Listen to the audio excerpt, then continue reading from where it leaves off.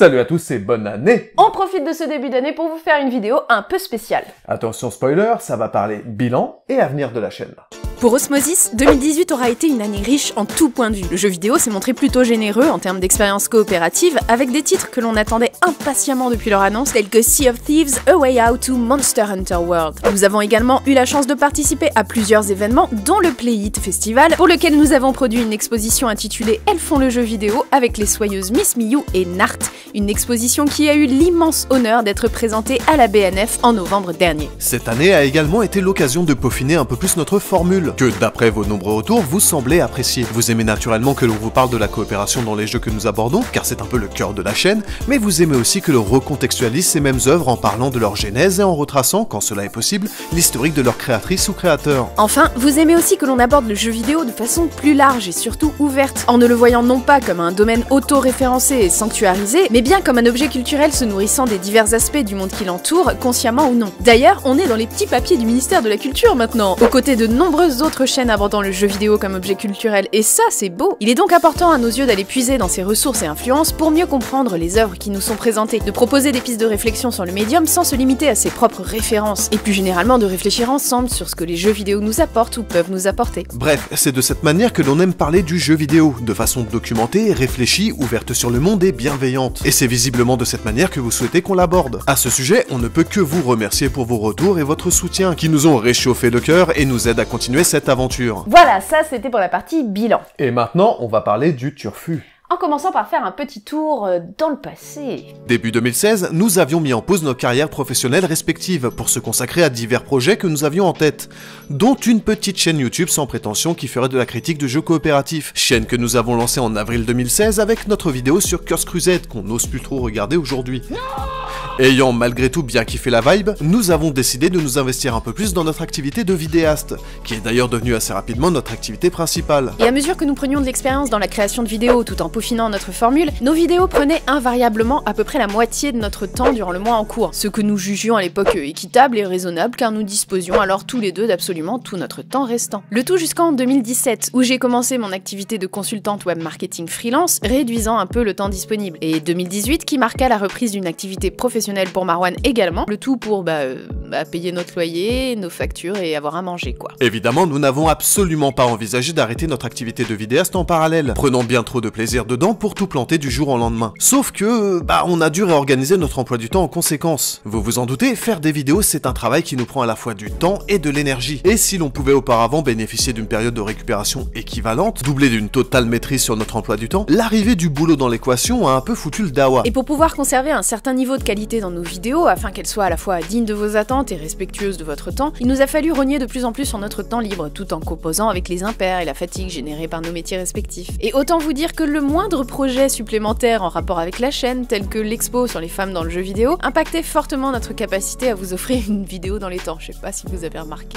On va pas se mentir, le dernier trimestre 2018 nous a mis sur les rotules. Pas spécifiquement par rapport aux vidéos de cette période, mais plus parce qu'il constituait la somme d'une fatigue et d'une pression accumulée depuis le début de l'année. Alors que l'on pensait encore naïvement que l'on pourrait trouver un bon équilibre entre boulot, vidéo et dodo. Camille, qui est freelance, n'a même pas travaillé durant cette période puisqu'elle n'a simplement pas eu le temps de chercher des contrats. D'ailleurs, pour nos 2 dernières vidéos, nous avions décidé de compter nos heures, aussi bien pour nous rendre compte nous-mêmes du travail fourni, qu'en vue de ce bilan de début d'année qu'on envisageait alors.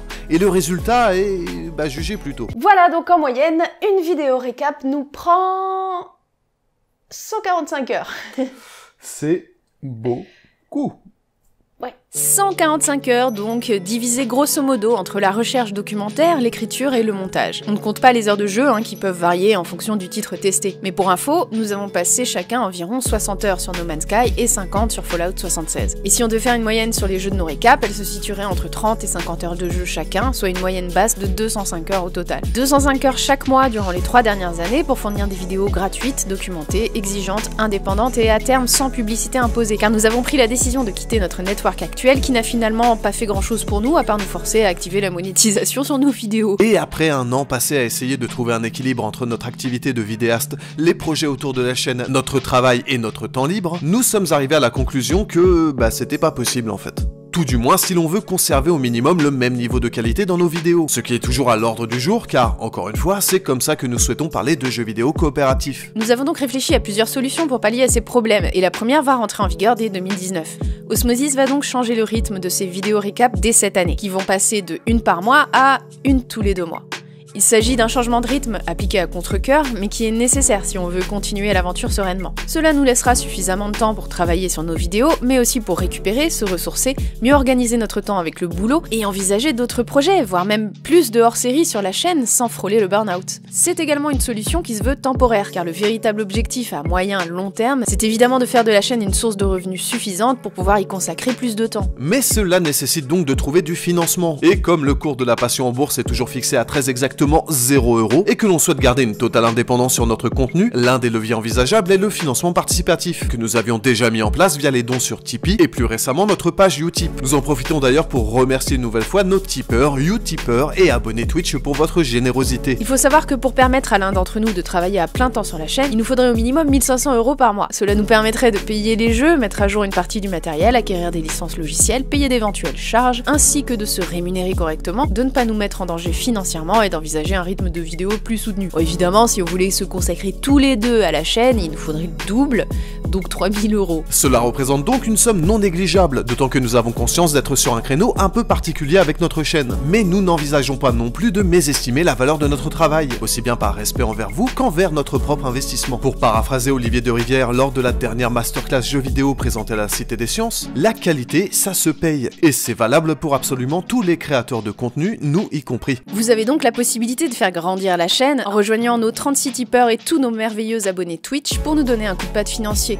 Mais bon, il y a surtout autre chose, le palier des 10 000 abonnés. Ça peut juste paraître un joli chiffre dit comme ça, mais c'est en fait bien plus. Avoir 10 000 abonnés rend éligible à divers financements, dont le CNC ou la SCAM par exemple. Ensuite, c'est clairement là qu'une chaîne commence à être prise un peu plus au sérieux par les organismes extérieurs, ce qui nous donnerait plus de légitimité et nous permettrait peut-être de reprendre le rythme que vous connaissez et même de faire de nouveaux types de vidéos à l'extérieur. Pour info, ce cap d'abonnés, c'est notre but pour 2019 ou au plus tard 2020, même si ça va être compliqué vu qu'on va faire moins de vidéos. Nous n'insisterons donc jamais assez sur l'importance du partage, car contrairement aux idées reçues, nos vidéos n'ont quasiment aucune chance d'être mises en avant par les pas si mystérieux algorithmes de YouTube. Et vous êtes donc nos meilleurs ambassadeurs quand il s'agit de faire connaître la chaîne. En attendant le jour hypothétique où nous pourrons vivre de notre activité de vidéaste, nous allons donc ralentir le rythme afin de pouvoir continuer à vous proposer du contenu à même de satisfaire vos attentes et les nôtres. Le tout sans foutre en l'air notre carrière professionnelle et notre santé mentale. Et pour info, le prochain récap est prévu pour début février. Voilà, donc Osmosis c'est pas terminé,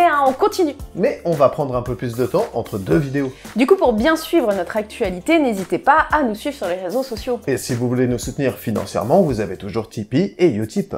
Nous, on repasse à un format mensuel dès que c'est possible. Le prochain récap, ce sera en février. Et d'ici là, portez-vous bien.